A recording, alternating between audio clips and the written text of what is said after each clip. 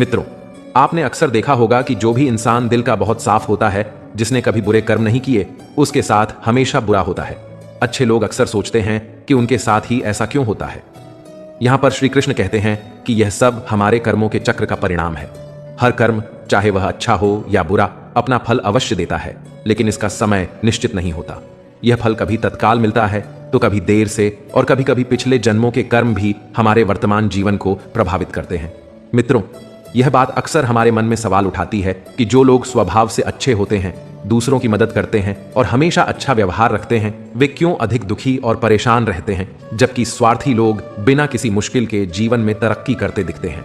यह सवाल हमें परमात्मा की न्याय संगतता पर भी सोचने पर मजबूर करता है।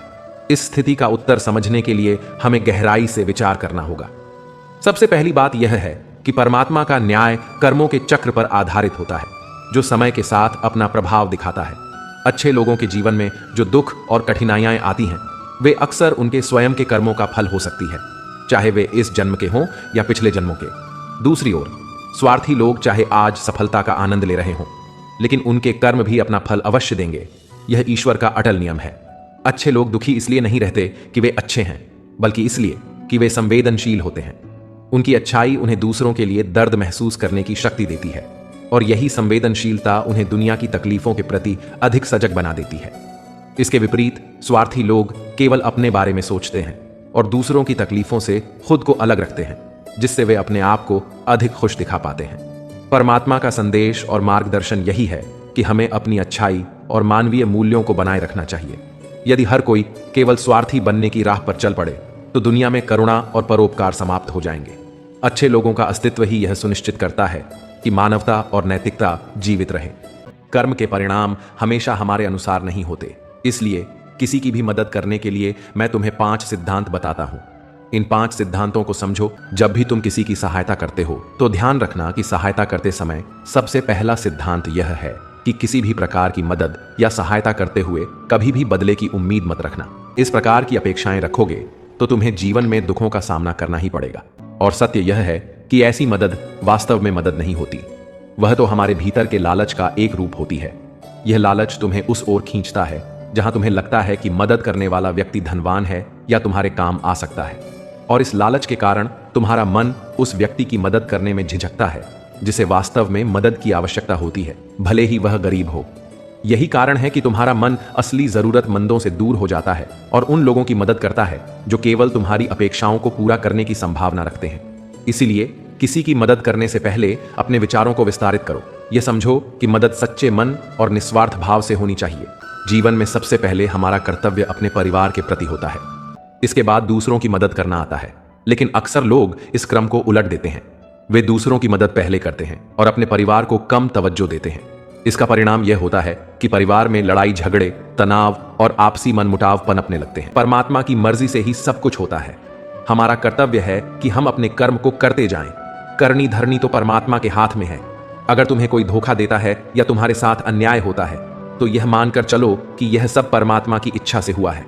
हम केवल माध्यम हैं, करवाने वाला तो वही है। जब यह आस्था और विश्वास हमारे मन में पनपता है कि परमात्मा ही सब कुछ करता है, तो हमारी सारी शिकायतें दूर हो जाती हैं। इस संसार में जो भी होता है वह अच्छे के लिए होता है। चाहे हमारी बुद्धि आज इसे समझ न सके, लेकिन जीवन के किसी मोड़ पर यह एहसास जरूर होगा कि जो हुआ वह अच्छे के लिए ही हुआ। मनुष्य के कर्म ही उसके जीवन का आधार है। वह जैसा कर्म करता है वैसा ही फल उसे मिलता है। अगर वह अच्छे कर्म करेगा तो उसे अच्छा परिणाम प्राप्त होगा, और अगर वह बुरा कर्म करेगा तो उसे बुरा परिणाम ही भोगना होगा। इसलिए व्यक्ति को हमेशा अच्छे कर्म करने चाहिए। जो व्यक्ति अपना मनचाहा प्राप्त होने पर कहते हैं प्रभु की कृपा है, पर मन के विरुद्ध होने पर उदास हो जाते हैं, यही प्रभु की कृपा का अधूरा दर्शन दुख का पहला कारण है। दूसरा कारण है, तू दूसरे व्यक्ति का कुछ भी हो, उसका चाहे अहित हो, वह चाहे दुखी हो, पर हमारा भला होना चाहिए। हमारा यह मलिन स्वार्थ हमारे दुख का दूसरा कारण है। तीसरा कारण है, हमें वर्तमान में जो वस्तुएं प्राप्त हैं या अभिलाषाएं हैं, उनके छिन्न जाने या न मिल पाने का निरंतर बने रहने वाला डर हमारे दुखों का चौथा कारण है। पांचवां कारण है, जो हमें करना चाहिए वह न करना, और जो नहीं करना चाहिए उसे करना। भगवान श्री कृष्ण कहते हैं, जिस मनुष्य के अंदर ज्ञान की कमी होती है और ईश्वर में श्रद्धा नहीं होती, वह मनुष्य जीवन में कभी भी आनंद और सफलता को प्राप्त नहीं कर पाता। मोह विनाश का कारण होता है। मनुष्य के दुखों का मूल कारण उसका मोह ही होता है। वह जितना अधिक मुंह करेगा उतना ही अधिक कष्ट भी भोगेगा। पछतावा अतीत नहीं बदल सकता और चिंता भविष्य नहीं संवार सकती, इसलिए वर्तमान का आनंद लेना ही जीवन का सच्चा सुख है। श्री कृष्ण कहते हैं, जो तुम्हारा साथ देता है तुम उसका साथ दो, और जो तुम्हें धोखा देता है तुम उसे त्याग दो। जिस जगह आपका सम्मान न हो वहां पर कभी जाना नहीं चाहिए, वरना लोग आपको कमजोर और मूर्ख समझेंगे। इस संसार में वही सुखी है जो दुख में ज्यादा दुखी न हो और सुख में ज्यादा उछले नहीं। सुख दुख, मान अपमान, जय पराजय, खोना पाना, आना जाना, हानि लाभ, ये सब लगे ही रहेंगे। जीवन में अगर एक जैसी स्थिति सदा बनी रहे तो मनुष्य का जीना मुश्किल हो जाएगा। जिन्हें दूसरों की थाली में घी ज्यादा दिखता है वे खुद कभी चैन से नहीं रह पाते। व्यक्ति को हमेशा वह चाहिए जो उसके पास नहीं है, और वह मिल जाए तो नई महत्वाकांक्षा उसकी जगह ले लेती है। इस तरह पूरा जीवन असंतोष में ही बीत जाता है। संतुष्टि ही जीवन का मूल मंत्र है। अगर इंसान में संतोष है तो कोई दुख उसे तोड़ नहीं सकता। यही है जीवन का रहस्य। अहंकार की वजह से हम कितने रिश्तों से दूर हो जाते हैं। समय बड़ा बलवान होता है जो व्यक्ति को कभी मगरूर तो कभी मजबूर बना देता है। मित्र, यदि तुम्हारा समय बलवान है तो अहंकार से बचो, यदि समय खराब है तो बुरी संगति से बचो। ये 4 बातें मनुष्य को जीवन भर याद रखनी चाहिए। वन त्याग के बिना मनुष्य का भाग्य नहीं बन सकता, तो कुछ छोड़े बिना कुछ पाया नहीं जा सकता। मनुष्य बिना बीज बोए फल खाने की आस में जीवन बर्बाद करता है। कभी किसी के सामने अपनी सफाई पेश मत करना, क्योंकि जिसे तुम पर विश्वास है उसे सफाई की कोई जरूरत नहीं, और जिसे तुम पर विश्वास नहीं है वह तुम्हें कभी समझेगा ही नहीं। बुद्धिमान लोग चुप रहते हैं, समझदार लोग बोलते रहते हैं, और मूर्ख लोग हमेशा बहस करते रहते हैं। सपनों और लक्ष्य में एक ही अंतर है। सपनों के लिए बिना मेहनत की नींद चाहिए और लक्ष्य के लिए बिना नींद की मेहनत। सोच अच्छी होनी चाहिए, क्योंकि नजर का इलाज तो संभव है लेकिन नजरिए का नहीं। आप स्वयं को अच्छा बना लीजिए, दुनिया से एक बुरा इंसान स्वतः ही कम हो जाएगा। किसी भी चीज की अति करना अच्छा नहीं है।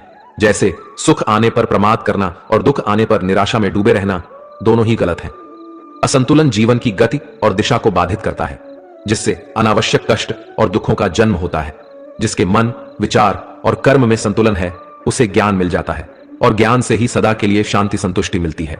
सही कर्म से ज्ञान और मुक्ति संभव है। गीता के उपदेशों में कर्मयोग का सिद्धांत कहता है कि संसार से विरक्त होना ही मुक्ति का उपाय नहीं है।